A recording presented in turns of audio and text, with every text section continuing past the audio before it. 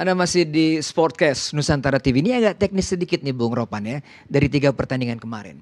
Kan sorotan dari netizen, pengamat sepak bola atau mantan pemain melihat bahwa kelemahan lini belakang kita. Dari 6 gol, 4 gol semuanya dari set piece dan juga bola-bola duel udara. Ya kan?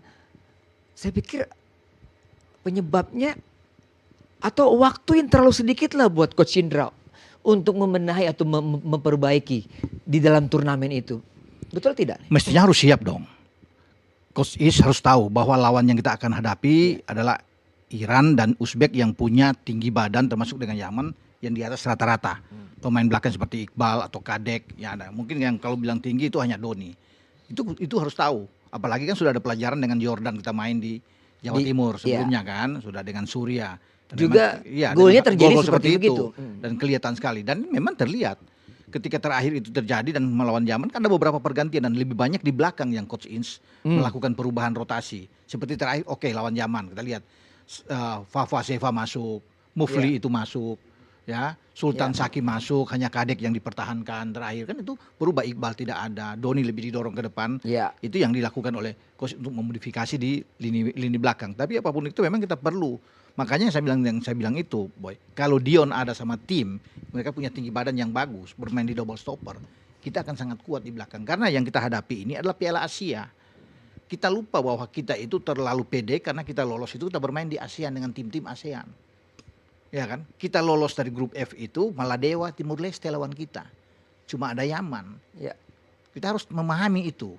Kita juara di Piala AFF U19 kita lawan dengan tim-tim ASEAN. Tapi sekarang kita lawan dengan juara bertahan Piala Asia U20 namanya Uzbekistan. Kita bermain dengan tim peringkat salah satu tim terkuat di Asia, Iran. Yang punya kualitas yang bagus setelah Jepang, setelah Korsel. Itu yang harus dipahami. Kita terlalu percaya diri melompat ke sana bahwa kita bisa lolos ke Piala Dunia. Oke, Bung Gian, berarti memang level kita memang Southeast Asia, Asia Tenggara saja, Bung. Gimana? Untuk masuk ke level Asia, kita kepentok dengan ketika melawan Iran, Uzbek ataupun Suria dan Yordania. Belum ketemu Jepang ini ya? Ya, saya pikir sebenarnya kalau dari Piala Asia kan sebenarnya tim pelatih sudah harus melakukan evaluasi dan bisa melihat peluang kita untuk menghadapi tim-tim di ASEAN, terutama melihat dari kemampuan pemain kita kan. Jadi kalau saya lihat analisis kita itu bukan saja timnya, tapi pemainnya itu. Pemain kita itu harus kita menganalisis personal mereka. Ketika dibandingkan dengan tim yang akan kita lawan ke depan itu, apakah sebanding atau tidak. Itu kan sebenarnya sebelum pertandingan itu kan sudah harus dilihat. Nah, misalkan seperti tim bola kita kan, yang saya minta ke pelatih selalu itu jangan kalian menganalisa pertandingan. Tapi kalian menganalisa bagaimana menit bermain pemain itu. Kemudian apa skillnya dia. Terus kalau kita tandem dia dengan si A dari klub sebelah, kira-kira apa yang harus kita persiapkan. Nah, jadi kita itu sudah punya ukuran duluan sebelum kita itu memainkan pemain tersebut nanti pada saat pertandingan misalkan tadi melawan tim-tim di ASEAN. Jadi kita itu sudah bisa mengukur total football yang kita mainkan itu nanti kita bisa penguasaan bola berapa persen. Itu dengan kemampuan pemain kita yang ada. Nah, dan situ maka tim pelatih itu sudah harus punya taktik untuk bagaimana mengatur supaya jangan sampai kita itu kebobolan. Itu minimal kebobolan duluan atau jangan kita kebobolan duluan lah. Kita bisa memberikan keseimbangan dalam pertandingan itu sehingga itu bisa menambah mentalitas kita untuk berjuang. Ya, minimal taruh lah jangan kalah lah. Draw udah cukup lah begitu. Tapi jangan kalah. Itu kalau kalah kan jadinya drop itu dan itu akan mempengaruhi ke pertandingan berikut. Itu. Dan saya lihat ini yang sedikit kurang karena saya mengamati kalau tim-tim di Liga Inggris mereka itu analisa individu pemain pun mereka siapkan analis. Itu. Kalau kita kan tidak, kita cuma analis ke timnya saja. Tapi individu pemain kita tidak menyiapkan analis untuk itu. Artinya individu-individu bintang-bintang yang ada di Iran, yang ada di Uzbekistan gitu. Siapa yang harus dijaga, harus kita analis. Begitu kemampuan pemain mereka dan kemampuan pemain kita itu. Nah, sehingga instruksinya kepada pemain kita ketika nanti tanding melawan mereka itu benar-benar kita sudah bisa mengantisipasi. Itu. Dan itulah kenapa tim-tim di Liga Inggris itu mereka punya analis individu itu sampai dengan misalkan 4 sampai dengan 5 orang mereka siapkan. Nah, karena fungsinya supaya pemain itu bisa mendapatkan masukan dan koreksi sehingga dia tahu apa yang harus dilakukan. Itu. Karena kadang-kadang saya lihat pelatih kita ini lebih banyak memberikan program aja dan materi latihan, tapi dia tidak mengoreksi secara individu. Itu. Paling cuma kasih tahu saja sebentar nanti kamu begini. Tapi dia tidak kasih tahu bahwa totalitas daripada permainan kamu main mungkin 3 pertandingan ini seperti ini. Yang kamu harus perbaiki ketika kita menghadapi tim lawan tuh apa yang kamu harus siapkan. Iya. Itu jadi pemain itu benar-benar dia bisa tahu kesalahan dia. Nah, kadang-kadang kita tanya pemain pun pemain bilang saya tidak tahu apa yang harus saya mainkan. Begitu saya mengikuti instruksi pelatih saja. Bung Ropan, Ya, ya. kalau melihat skuad yang kita miliki, yang kemarin main cukup bagus ya dari semua starter line up dari pertandingan pertama, kedua, dan ketiga, ataupun mereka-mereka yang tetap ada di situ di 3 pertandingan. Siapa yang menurut Bung Ropan konsisten bermainnya?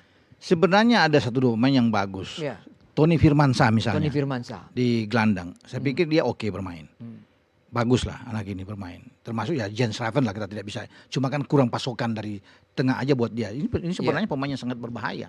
Setiap ada peluang dia pasti akan membuat gol dan itu terlihat kan. Ya. Ketika Oma Ola bisa memberikan gol ya lawan Uzbek itu dia bisa. Ya. Cuma karena memang di belakang dia orang yang di tengah itu yang kurang memberikan Agak support. sulit memang Agak bertaruh sulit di buat dia lapangan untuk tengah. bisa Ya. membuka itu. Makanya ini kan pelajaran penting untuk bisa melihat ke depannya bagaimana.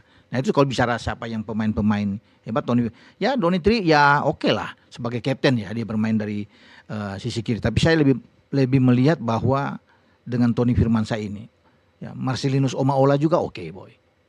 Cara bermain, cara melihat. Jadi ada beberapa nggak jelek-jelek amat, bagus mereka bermain untuk dilihat.